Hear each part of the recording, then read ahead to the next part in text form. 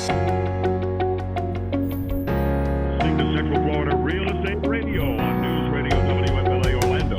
Now to our studio and your host, local real estate expert and my friend, Laura Petersen. In most cases, but it's not just that you can throw your house on the market and it's going to go. I mean, that's not realistic either. There is a lot of work that has to go into it to make sure that you're going to get your top dollar. And most people want to get the top dollar out of it. They don't want to give their house away. I hear that many, many times. I'm not going to give it away, and we're not expecting you to, but if you don't do it correctly, you're not going to put the most money in your pocket, which is obviously what we want to do. If that's what your goal is that we want to make sure that happens. Yeah, that's another one that I agree with too. And so basically what we found is that in this market, it's more times that the seller actually wants to have that place where they're going to go before they sell their current house. Now, the thing that's tricky about that is that I think that you really, really, really need to know where you're going to end up with your house